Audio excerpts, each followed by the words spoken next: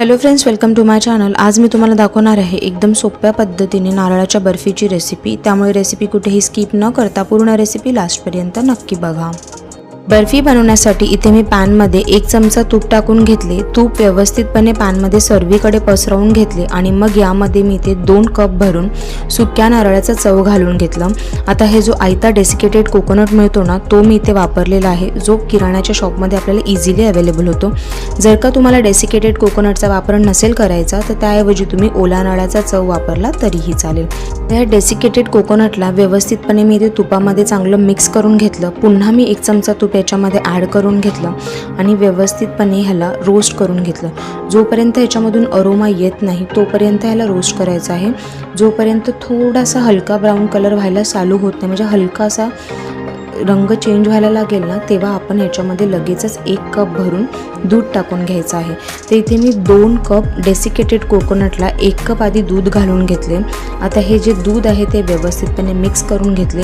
तर इथे रूम टेम्परेचरवरचंच दूध वापरायचं आहे, गरम दूध असं काही वापरण्याची गरज नाही आहे। दूध व्यवस्थित नारळाच्या चवमध्ये मिक्स झाल्यानंतर आता मी लगेचच ह्यामध्ये 1 कप भरून इथे साखर टाकून घेतलेली आहे। तर आतापर्यंत मी इथे 2 कप डेसिकेटेड कोकोनट, 1 कप दूध आणि 1 कप साखरेचा वापर केलेला आहे। आता या ज्या नारळाच्या चवाला व्यवस्थितपणे मी सारखं मिक्स करत राहिले आहे, जेणेकरून हे खाली करपलं नाही पाहिजे। तर आतापर्यंत मी सांगितलं नव्हतं, जेव्हापासून मी तूप टाकलं आहे पॅनमध्ये तेव्हापासून आत्तापर्यंतच्या प्रोसेसमध्ये मी अजिबातच गॅसची फ्लेम हाय नव्हती केली। मी स्लो फ्लेमवरतीच ही बर्फी इथे तयार केलेली आहे।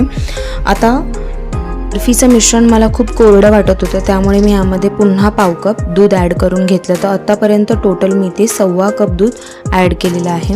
व्यवस्थितपणे हे मिश्रण मी सतत फिरवत होती आणि त्यानंतर मी लास्टला जेव्हा ही बर्फी तयार व्हायला आली, सर्व साखर डिझॉल्व झाली, त्यानंतर मी यामध्ये अर्धा कप मिल्क पावडर टाकलेली आहे।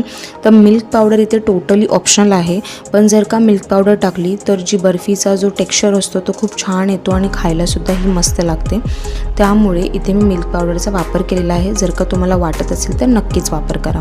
मिल्क पावडरला या मिश्रणामध्ये मी व्यवस्थितपणे इथे मिक्स करून घेतलेला आहे आणि सर्वात लास्टला मी इथे फूड कलरचा वापर केलेला आहे। तर माझ्याकडे इथे ऑरेंज फूड कलर अवेलेबल होता। जर का तुमच्याकडे रेड फूड कलर अवेलेबल असेल तर त्याचे 2 ड्रॉप तुम्ही ह्याच्यामध्ये नक्की टाका।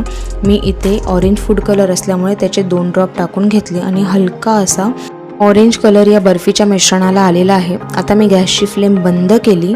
आता ही बर्फीचं जे मिश्रण आहे ते अवघ्या 10 मिनिटात इथे रेडी झालेलं आहे।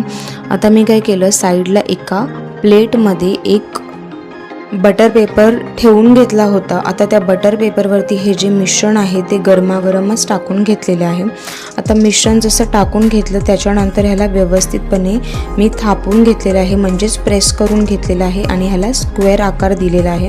आता बर्फीला कट करण्याआधी जर का तुम्हाला ह्याच्यावरती काही डेसिकेटेड कोकोनट लावायचं असेल किंवा वर्क लावायचं असेल चांदीचं तर तुम्ही लावू शकता। मी ते चांदीचा वर्कचा वापर केलेला होता।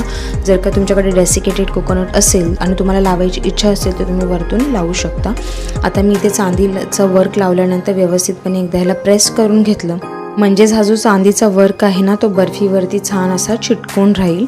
आता मी ह्याला कट करून घेतलेला आहे। तर सर्वात आधी मी ते अर्धा इंच गॅप ठेवून ह्या बर्फीचे कट करून घेतलेलं आहे आणि नंतर मी ह्याला पुन्हा दुसऱ्या बाजूने सुद्धा अर्धा इंच गॅप ठेवून कट करून घेतलेला आहे।